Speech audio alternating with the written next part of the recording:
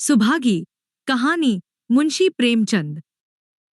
एक और लोगों के यहाँ चाहे जो होता हो, तुलसी महतो अपनी लड़की सुभागी को लड़के रामू से जौभर भी कम प्यार न करते थे।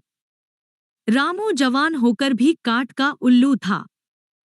सुभागी 11 साल की बालिका होकर भी घर के काम में इतनी चतुर और खेतीबाड़ी के काम में इतनी निपुण थी कि उसकी माँ लक्ष्मी दिल में डरती रहती कि कहीं लड़की पर देवताओं की आंख न पड़ जाए। अच्छे बालकों से भगवान को भी तो प्रेम है। कोई सुभागी का बखान न करे, इसलिए वह अनायास ही उसे डांटती रहती थी। बखान से लड़के बिगड़ जाते हैं, यह भय तो न था, भय था नजर का। वही सुभागी आज 11 साल की उम्र में विधवा हो गई। घर में कोहराम मचा हुआ था। लक्ष्मी पछाड़े खाती थी, तुलसी सिर पीटते थे। उन्हें रोते देखकर सुभागी भी रोती थी। बार बार माँ से पूछती, क्यों रोती हो अम्मा? मैं तुम्हें छोड़कर कहीं न जाऊंगी, तुम क्यों रोती हो? उसकी भोली बातें सुनकर माता का दिल और भी फटा जाता था।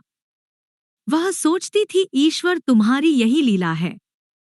जो खेल खेलते हो वह दूसरों को दुख देकर। ऐसा तो पागल करते हैं। आदमी पागलपन करे तो उसे पागलखाने भेजते हैं, मगर तुम जो पागलपन करते हो उसका कोई दंड नहीं। ऐसा खेल किस काम का कि दूसरे रोएं और तुम हंसो।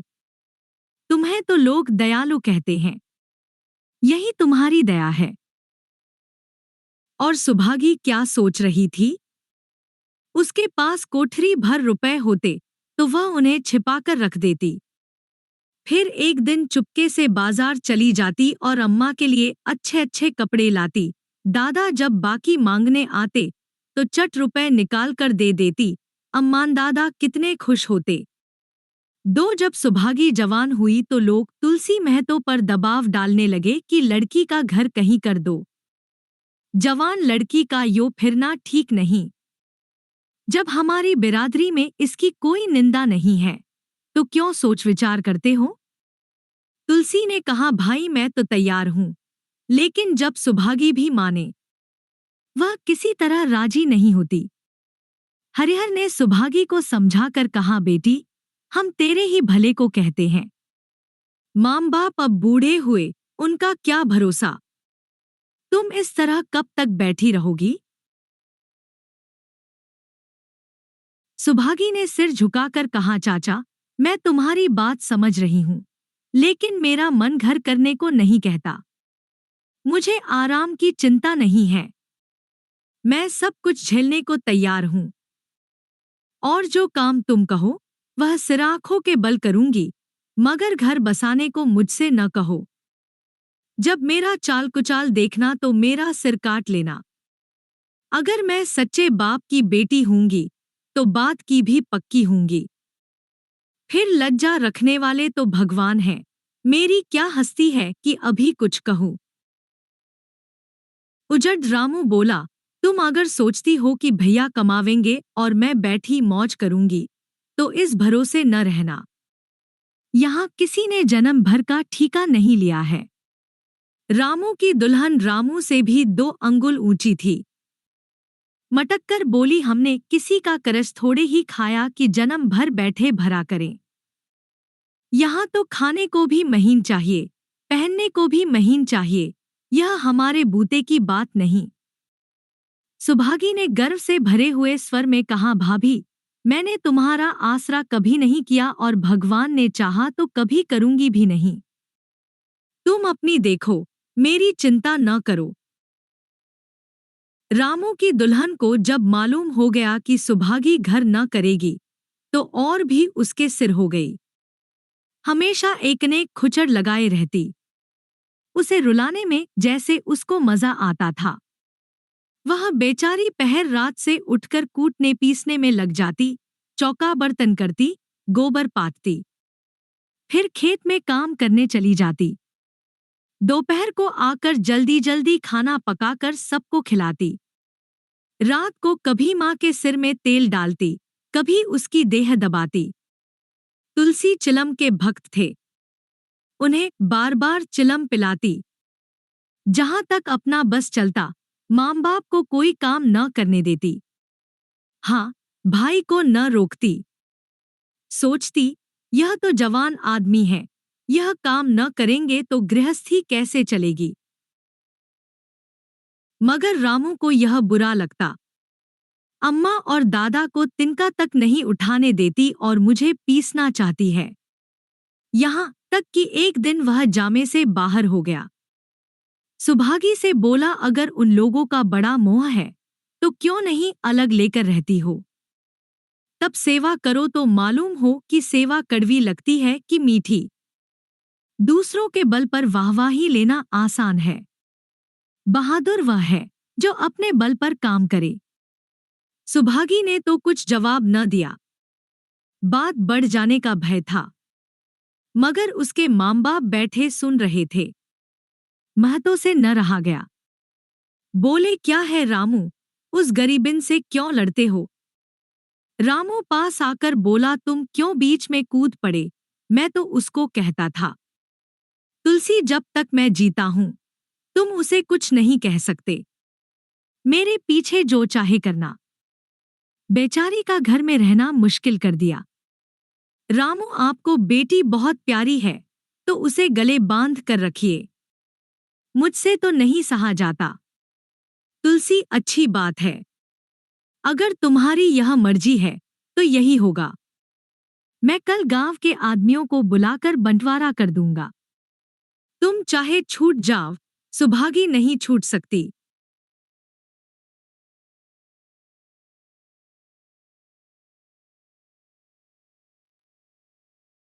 रात को तुलसी लेटे तो वह पुरानी बात याद आई, जब रामू के जन्मोत्सव में उन्होंने रुपए कर्ज लेकर जलसा किया था और सुभागी पैदा हुई तो घर में रुपए रहते हुए भी उन्होंने एक कौड़ी न खर्च की। पुत्र को रत्न समझा था, पुत्री को पूर्वजन्म के पापों का दंड। वह रत्न कितना कठोर निकला और यह दंड कितना मंगलमय। दूसरे दिन महतो ने गांव के आदमियों को जमा करके कहा, पंचो, अब रामू का और मेरा एक में निबाह नहीं होता। मैं चाहता हूं कि तुम लोग इंसाफ से जो कुछ मुझे दे दो वह लेकर अलग हो जाओ। रात दिन की किचकिच अच्छी नहीं। गांव के मुख्तार बाबू सज्जन सिंह बड़े सज्जन पुरुष थे। उन्होंने रामू को बुलाकर पूछा, क्यों जी, तुम अपने बाप से अलग रहना चाहते हो। तुम्हें शर्म नहीं आती कि औरत के कहने से माँ बाप को अलग किए देते हो। राम राम रामू ने रिठाई के साथ कहा, जब एक में गुजर न हो तो अलग हो जाना ही अच्छा है। सज्जन सिंह, तुमको एक में क्या कष्ट होता है। रामू, एक बात हो तो बताओ। सज्जन सिंह, कुछ तो बतलाओ। रामू, साहब, एक में मेरा इनके साथ निबाह न होगा। बस मैं और कुछ नहीं जानता। यह कहता हुआ रामू वहां से चलता बना। तुलसी, देख लिया आप लोगों ने इसका मिजाज। आप चाहे 4 हिस्सों में 3 हिस्से उसे दे दें, पर अब मैं इस दुष्ट के साथ न रहूंगा। भगवान ने बेटी को दो ख दे दिया, नहीं मुझे खेती बाड़ी लेकर क्या करना था। जहां रहता वहीं कमाता खाता। भगवान ऐसा बेटा 7वें बैरी को भी न दे। लड़के से लड़की भली, जो कुलवंती होए। सहसा सुभागी आकर बोली, दादा, यह सब बांट बखरा मेरे ही कारण तो हो रहा है, मुझे क्यों नहीं अलग कर देते। मैं मेहनत मजूरी करके अपना पेट पाल लूंगी। अपने से जो कुछ बन पड़ेगा तुम्हारी सेवा करती रहूंगी, पर रहूंगी अलग। यों घर का बाराबांट होते मुझसे नहीं देखा जाता। मैं अपने माथे यह कलंक नहीं लेना चाहती। तुलसी ने कहा, बेटी, हम तुझे न छोड़ेंगे चाहे संसार छूट जाए। रामू का मैं मुंह नहीं देखना चाहता, उसके साथ रहना तो दूर रहा। रामू की दुल्हन बोली, तुम किसी का मुंह नहीं देखना चाहते तो हम भी तुम्हारी पूजा करने को व्याकुल नहीं हैं। महतो दांत पीसते हुए उठे कि बहू को मारे, मगर लोगों ने पकड़ लिया। 4 बंटवारा होते ही महतो और लक्ष्मी को मानो पेंशन मिल गई। पहले तो दोनों सारे दिन सुभागी के मना करने पर भी कुछ न कुछ करते ही रहते थे, पर अब उन्हें पूरा विश्राम था। पहले दोनों दूध घी को तरसते थे। सुभागी ने कुछ रुपए बचाकर एक भैंस ले ली। बूढ़े आदमियों की जान तो उनका भोजन है। अच्छा भोजन न मिले तो वे किस आधार पर रहें? चौधरी ने बहुत विरोध किया। कहने लगे, घर का काम यूं ही क्या कम है कि तू यह नया झंझट पाल रही है। सुभागी उन्हें बहलाने के लिए कहती, दादा, दूध के बिना मुझे खाना नहीं अच्छा लगता। लक्ष्मी ने हंसकर कहा, बेटी, तू झूठ कब से बोलने लगी? कभी दूध हाथ से तो छूती नहीं, खाने की कौन कहे? सारा दूध हम लोगों के पेट में ठूंस देती है। गांव में जहां देखो सबके मुंह से सुभागी की तारीफ। लड़की नहीं देवी है, 2 मर्दों का काम भी करती है, उस पर माँ बाप की सेवा भी किए जाती है। सज्जन सिंह तो कहते, यह उस जन्म की देवी है। मगर शायद महतो को यह सुख बहुत दिन तक भोगना न लिखा था। 7-8 दिन से महतो को जोर का ज्वर चढ़ा हुआ था। देह पर कपड़े का तार भी नहीं रहने देते। लक्ष्मी पास बैठी रो रही थी। सुभागी पानी लिए खड़ी है। अभी एक क्षण पहले महतो ने पानी मांगा था, पर जब तक वह पानी लावे, उनका जी डूब गया और हाथ पांव ठंडे हो गए। सुभागी उनकी यह दशा देखते ही रामू के घर गई और बोली, भैया चलो, देखो आज दादा न जाने कैसे हुए जाते हैं। 7 दिन से ज्वर नहीं उतरा। रामू ने चारपाई पर लेटे-लेटे कहा, तो क्या मैं डॉक्टर हकीम हूं कि देखने चलूं? जब तक अच्छे थे तब तक तो तुम उनके गले का हार बनी हुई थी। अब जब मरने लगे तो मुझे बुलाने आई हो। उसी वक्त उसकी दुल्हन अंदर से निकल आई और सुभागी से पूछा, दादा को क्या हुआ है दीदी? सुभागी के पहले रामू बोल उठा, हुआ क्या है, अभी कोई मरे थोड़े ही जाते हैं। सुभागी ने फिर उससे कुछ न कहा, सीधे सज्जन सिंह के पास गई। उसके जाने के बाद रामू हंसकर स्त्री से बोला, त्रियाचरित्र इसी को कहते हैं। स्त्री, इसमें त्रियाचरित्र की कौन बात है? चले क्यों नहीं जाते? रामू, मैं नहीं जाने का। जैसे उसे लेकर अलग हुए थे, वैसे उसे लेकर रहें। मर भी जाए तो न जाओ। स्त्री मर जाएंगे तो आग देने तो जाओगे, तब कहाँ भागोगे? रामू, कभी नहीं। सब कुछ उनकी प्यारी सुभागी कर लेगी। स्त्री, तुम्हारे रहते वह क्यों करने लगी? रामू, जैसे मेरे रहते उसे लेकर अलग हुए और कैसे? स्त्री, नहीं जी, यह अच्छी बात नहीं है। चलो देख आवें। कुछ भी हो, बाप ही तो हैं। फिर गांव में कौन मुंह दिखाओगे? रामू, चुप रहो, मुझे उपदेश मत दो।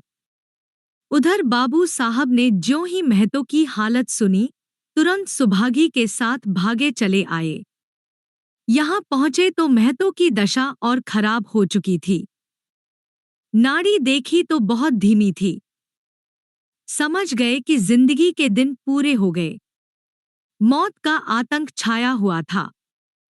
सजल नेत्र होकर बोले, महतो भाई, कैसा जी है? महतो जैसे नींद से जागकर बोले, बहुत अच्छा है भैया। अब तो चलने की बेला है। सुभागी के पिता अब तुम ही हो। उसे तुम ही को सौंपे जाता हूं। सज्जन सिंह ने रोते हुए कहा, भैया महतो, घबराओ मत, भगवान ने चाहा तो तुम अच्छे हो जाओगे। सुभागी को तो मैंने हमेशा अपनी बेटी समझा है और जब तक जीऊंगा ऐसा ही समझता रहूंगा। तुम निश्चिंत रहो। मेरे रहते सुभागी या लक्ष्मी को कोई तिरछी आंख से न देख सकेगा। और कुछ इच्छा हो तो वह भी कह दो। महतो ने विनीत नेत्रों से देखकर कहा, और कुछ नहीं कहूंगा भैया। भगवान तुम्हें सदा सुखी रखे। सज्जन सिंह, रामू को बुलाकर लाता हूं। उससे जो भूल चूक हो क्षमा कर दो। महतो, नहीं भैया। उस पापी हत्यारे का मुंह मैं नहीं देखना चाहता। इसके बाद गोदान की तैयारी होने लगी। 5 रामू को गांव भर ने समझाया, पर वह अंत्येष्टि करने पर राजी न हुआ। कहा, जिस पिता ने मरते समय मेरा मुंह देखना स्वीकार न किया, वह मेरा न पिता है, न मैं उसका पुत्र हूं। लक्ष्मी ने दाहक्रिया की। इन थोड़े से दिनों में सुभागी ने न जाने कैसे रुपए जमा कर लिए थे कि जब तेरही का सामान आने लगा तो गांव वालों की आंखें खुल गईं। बर्तन, कपड़े, घी, शक्कर, सभी सामान इफरात से जमा हो गए। रामू देख देख जलता था और सुभागी उसे जलाने के लिए सबको यह सामान दिखाती थी। लक्ष्मी ने कहा, बेटी, घर देखकर खर्च करो। अब कोई कमाने वाला नहीं बैठा है, आप ही कुआं खोदना और पानी पीना है। सुभागी बोली, बाबूजी का काम तो धूमधाम से ही होगा अम्मा, चाहे घर रहे या जाए। बाबूजी फिर थोड़े ही आवेंगे। मैं भैया को दिखा देना चाहती हूँ कि अबला क्या कर सकती है। वह समझते होंगे इन दोनों के किए कुछ न होगा। उनका यह घमंड तोड़ दूंगी। लक्ष्मी चुप हो रही। तेरही के दिन 8 गांव के ब्राह्मणों का भोज हुआ। चारों तरफ वाहवाही मच गई। पिछले पहर का समय था, लोग भोजन करके चले गए थे। लक्ष्मी थक कर सो गई थी। केवल सुभागी बची हुई चीजें उठा उठा कर रख रही थी कि ठाकुर सज्जन सिंह ने आकर कहा, अब तुम भी आराम करो बेटी, सबेरे यह सब काम कर लेना। सुभागी ने कहा, अभी थकी नहीं हूं दादा। आपने जोड़ लिया कुल कितने रुपए उठे? सज्जन सिंहा, वह पूछकर क्या करोगी बेटी? कुछ नहीं, यूं ही पूछती थी। कोई 300 रुपए उठे होंगे। सुभागी ने सकुचाते हुए कहा, मैं इन रुपयों की देनदार हूं। तुमसे तो मैं मांगता नहीं। महतो मेरे मित्र और भाई थे, उनके साथ कुछ मेरा भी तो धर्म है। आपकी यही दया क्या कम है कि मेरे ऊपर इतना विश्वास किया, मुझे कौन 300 देता? सज्जन सिंह सोचने लगे, इस अबला की धर्मबुद्धि का कहीं वार पार भी है या नहीं। 6 लक्ष्मी उन स्त्रियों में थी जिनके लिए पतिवियोग जीवन स्रोत का बंद हो जाना है। 50 वर्ष के चिर सहवास के बाद अब यह एकांत जीवन उसके लिए पहाड़ हो गया। उसे अब ज्ञात हुआ कि मेरी बुद्धि, मेरा बल, मेरी सुमति मानो सबसे मैं वंचित हो गई। उसने कितनी बार ईश्वर से विनती की थी, मुझे स्वामी के सामने उठा लेना, मगर उसने यह विनती स्वीकार न की। मौत पर अपना काबू नहीं, तो क्या जीवन पर भी काबू नहीं है। वह लक्ष्मी जो गांव में अपनी बुद्धि के लिए मशहूर थी, जो दूसरे को सीख दिया करती थी, अब बौर ही हो गई है। सीधी सी बात करते नहीं बनती। लक्ष्मी का दाना पानी उसी दिन से छूट गया। सुभागी के आग्रह पर चौके में जाती, मगर कौर कंठ के नीचे न उतरता। 50 वर्ष हुए, एक दिन भी ऐसा न हुआ कि पति के बिना खाए खुद खाया हो। अब उस नियम को कैसे तोड़े? आखिर उसे खांसी आने लगी। दुर्बलता ने जल्द ही खाट पर डाल दिया। सुभागी अब क्या करे? ठाकुर साहब के रुपए चुकाने के लिए दिलोजान से काम करने की जरूरत थी। यहाँ माँ बीमार पड़ गई। अगर बाहर जाए तो माँ अकेली रहती है। उनके पास बैठे तो बाहर का काम कौन करे? माँ की दशा देखकर सुभागी समझ गई कि इनका परवाना भी आ पहुंचा। महतो को भी तो यही ज्वर था। गांव में और किसे फुर्सत थी कि दौड़ धूप करता। सज्जन सिंह दोनों वक्त आते, लक्ष्मी को देखते, दवा पिलाते, सुभागी को समझाते और चले जाते, मगर लक्ष्मी की दशा बिगड़ती जाती थी। यहाँ तक कि 15वें दिन वह भी संसार से सिधार गई। अंतिम समय रामू आया और उसके पैर छूना चाहता था, पर लक्ष्मी ने उसे ऐसी झिड़की दी कि वह उसके समीप न जा सका। सुभागी को उसने आशीर्वाद दिया, तुम्हारी जैसी बेटी पाकर तर गई। मेरा क्रियाकर्म तुम ही करना। मेरी भगवान से यही अर्जी है कि उस जन्म में भी तुम मेरी कोख पवित्र करो।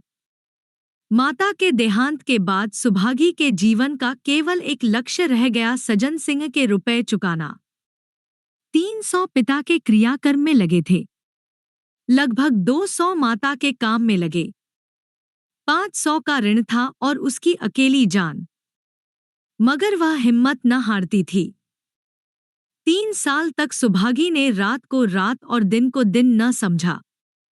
उसकी कार्यशक्ति और पौरुष देखकर लोग दांतों तले उंगली दबाते थे। दिन भर खेतीबाड़ी का काम करने के बाद वह रात को 4-4 पसेरी आटा पीस डालती। 30वें दिन 15 लेकर वह सज्जन सिंह के पास पहुंच जाती। इसमें कभी नागा न पड़ता। यह मानो प्रकृति का अटल नियम था। अब चारों ओर से उसकी सगाई के पैगाम आने लगे। सभी उसके लिए मुंह फैलाए हुए थे। जिसके घर सुभागी जाएगी, उसके भाग्य फिर जाएंगे। सुभागी यही जवाब देती, अभी वह दिन नहीं आया। जिस दिन सुभागी ने आखिरी किस्त चुकाई, उस दिन उसकी खुशी का ठिकाना न था। आज उसके जीवन का कठोर व्रत पूरा हो गया। वह चलने लगी तो सज्जन सिंह ने कहा, बेटी, तुमसे मेरी एक प्रार्थना है। कहो कहूँ, कहो न कहूँ, मगर वचन दो कि मानोगी। सुभागी ने कृतज्ञ भाव से देखकर कहा, दादा, आपकी बात न मानूंगी तो किसकी बात मानूंगी। मेरा तो रोया रोया आपका गुलाम है। सज्जन सिंह, अगर तुम्हारे मन में यह भाव है तो मैं न कहूंगा। मैंने अब तक तुमसे इसलिए नहीं कहा कि तुम अपने को मेरा देनदार समझ रही थी। अब रुपए चुक गए। मेरा तुम्हारे ऊपर कोई एहसान नहीं है, रत्ती भर भी नहीं। बोलो कहूं। सुभागी, आपकी जो आज्ञा हो। सज्जन सिंह, देखो, इनकार न करना, नहीं मैं फिर तुम्हें अपना मुंह न दिखाऊंगा। सुभागी, क्या आज्ञा है। सज्जन सिंह, मेरी इच्छा है कि तुम मेरी बहू बनकर मेरे घर को पवित्र करो। मैं जात पात का कायल हूं, मगर तुमने मेरे सारे बंधन तोड़ दिए। मेरा लड़का तुम्हारे नाम का पुजारी है। तुमने उसे 12 देखा है। बोलो, मंजूर करती हो। सुभागी, दादा, इतना सम्मान पाकर पागल हो जाऊंगी। सज्जन सिंह, तुम्हारा सम्मान भगवान कर रहे हैं, बेटी। तुम साक्षात भगवती का अवतार हो। सुभागी, मैं तो आपको अपना पिता समझती हूँ। आप जो कुछ करेंगे, मेरे भले ही के लिए करेंगे। आपके हुक्म को कैसे इनकार कर सकती हूँ। सज्जन सिंह ने उसके माथे पर हाथ रखकर कहा, बेटी, तुम्हारा सुहाग अमर हो। तुमने मेरी बात रख ली। मुझसा भाग्यशाली संसार में और कौन होगा।